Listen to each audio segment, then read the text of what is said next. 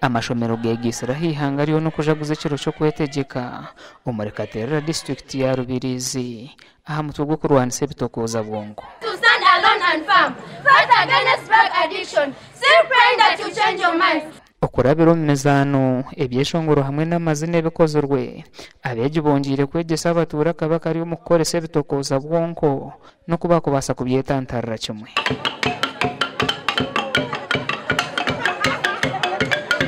Abikinimba kuna mnonga nani neba nushoma kongana abanyimba shaba ogo kusaba na on class ogo rumena kubiha tomorrow naza kubarije ibonoza kubora kubi umukimanya. Uganda is sitting on a tiny bomb.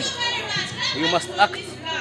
Tutegereze twareba endera twitagira experience kuba n'abana bato emyeto wareba ku ekunzere koresha bitokoza bwongo bamiringo yibone ebireho no kubikanyire kuzanzara kugira ngo narakaduka kahansi omucyaro hano yakaterera kabyine nakabibuza kuba ezayi koresha kwa butoso kwa sagara. Omukoro gukorerwa hishomero yakaterera Comprehensive High School kandi gwetabirwa mu abantu nyamwinji.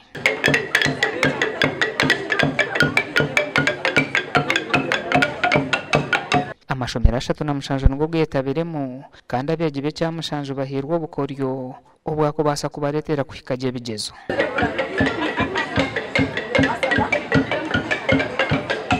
Mwe tugize ngo tubete experience teachers and examiners bije babara beremu batunga examination tips bwanyuma babone kubizagaruka mwe buzo abo kubizambiya za kushika mu 11 abana tabakashomere na hati. Omuganda beje bashabirwe kwijuka ku government bihire kandi bakejo nisakarunji ko kwetegeka okwikiriza biroto byabo.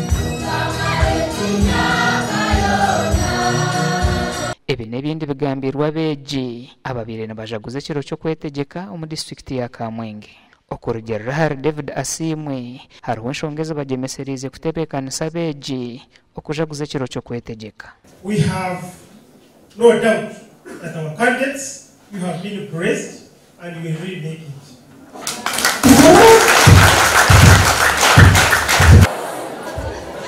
Whenever we have the name, then we prepare for what? That the Happy Independence Day.